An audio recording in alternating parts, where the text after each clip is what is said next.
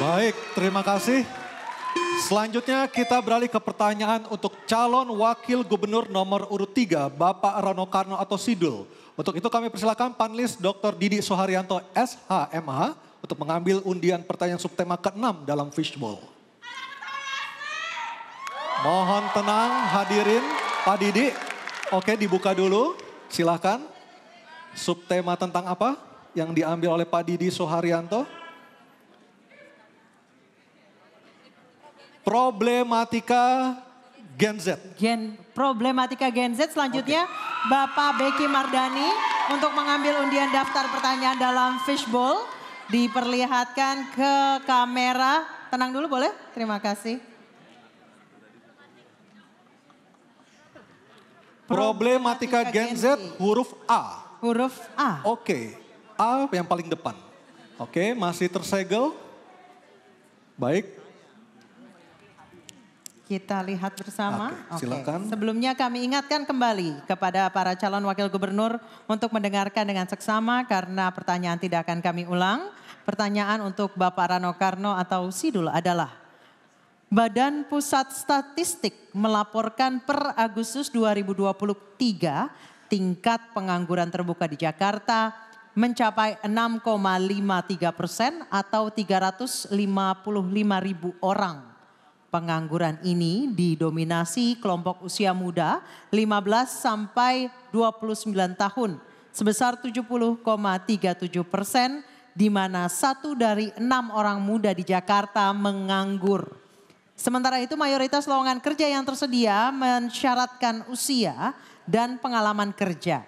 Ini berarti tingkat pengangguran anak muda tidak hanya disebabkan oleh faktor ketidakmampuan dalam mendapatkan pekerjaan, tapi juga faktor struktural seperti kebijakan rekrutmen yang kurang berpihak kepada mereka.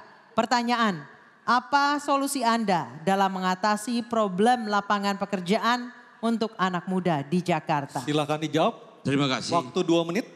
Hampir 48% populasi Gen Z ini ada secara realita.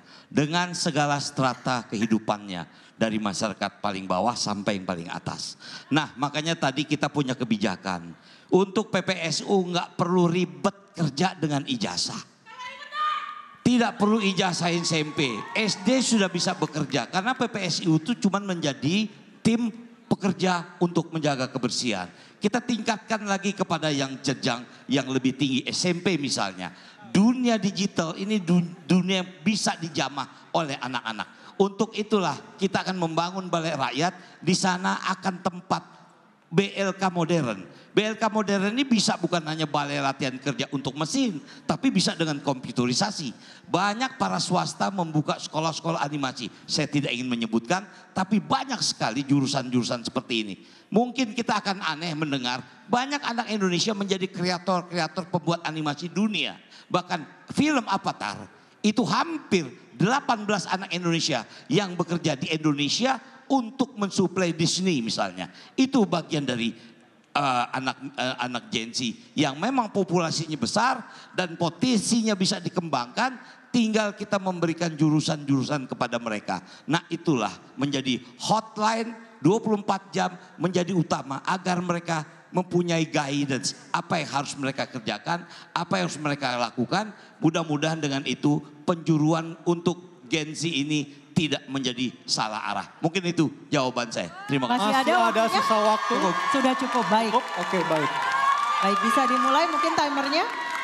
Selanjutnya kami persilakan calon wakil gubernur nomor urut 1 Bapak Suswono untuk menanggapi jawaban calon wakil gubernur nomor urut 3. Pak Suswono, waktu Anda 1 menit, silakan. Ya, tentu kami akan memastikan Gen Z tidak perlu khawatir karena kami akan menciptakan lapangan kerja yang cukup banyak. Pertama tentu adalah mendorong wirausaha muda. Ya, dan dengan program apa? Inkubasi dan akses modal. Karena anak-anak muda ini anak-anak kreatif. Asal didorong dengan diberikan permodalan, insya Allah mereka akan tumbuh kreativitasnya. Kemudian juga akan dilibatkan dalam gerakan sosial dan lingkungan. Sekarang ini anak-anak muda luar biasa kepeduliannya terhadap lingkungan. Berapa kali kita melihat gerakan-gerakan untuk membersihkan sampah, begitu cepatnya antusiasme dari mereka-mereka yang merespon gerakan anak-anak muda. Dan yang lebih penting lagi, adalah pelatihan siap kerja dan nanti anak-anak muda akan magang di provinsi baik di BUMD maupun di kantor gubernur. Jadi mereka akan mendapatkan pelajaran langsung di lapangan. Terima kasih. Baik, terima kasih. Dan selanjutnya kami berikan kesempatan kepada calon wakil gubernur nomor urut 2, Bapak Kun Wardana menanggapi jawaban calon wakil gubernur nomor urut 3. Kami persilakan waktu Anda 1 menit. Ya, permasalahan utama saat ini adalah ketidakcocokan antara persyaratan keterampilan dari pasar kerja dan kompetensi dari pencari kerja yang khususnya para Gen Z ini. Jadi ketidakcocokan ini membuat mereka menjadi tidak bisa bekerja secara optimal. Untuk itu perlu adanya pengintegrasian dan koordinasi yang sangat melekat antara dunia kerja dan kalangan kampus, kalangan politeknik maupun kalangan SMK agar itu bisa match, bisa cocok satu sama lain. Nah, mereka-mereka nanti bisa diberikan fasilitas kerja praktek di pasar kerja yang ada sehingga nanti bisa langsung ditempatkan di sana. Kemudian yang kedua itu adalah bagaimana Gen Z ini bisa menggunakan dunia digital untuk investasi masa depan kerja ke depan. Makasih. Waktunya Baik, habis. terima kasih. Selanjutnya kami persilakan untuk kami kembali ke calon wakil gubernur nomor urut 3 untuk menanggapi respons dari kedua calon wakil gubernur. Waktu Anda 1 menit, silakan.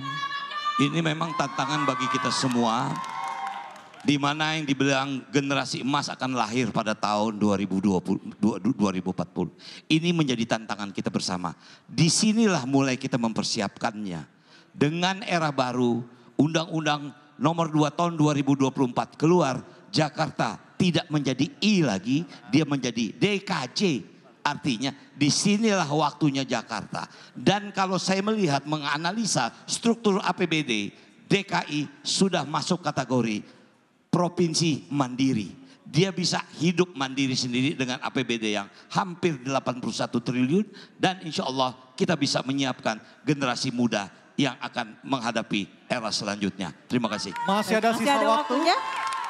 Cukup. Sudah cukup. Baik, kita berikan apresiasi untuk ketiga calon wakil gubernur DKI Jakarta.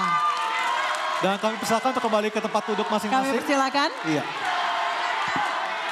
Baik pemirsa, kita akan jeda terlebih dahulu. Karena acara akan kami lanjutkan di segmen berikutnya. Yaitu para pasangan calon akan menerima pertanyaan bukan dari panelis. Dan tetaplah bersama kami dalam debat pertama calon gubernur dan calon wakil gubernur DKI Jakarta pemilihan tahun 2024.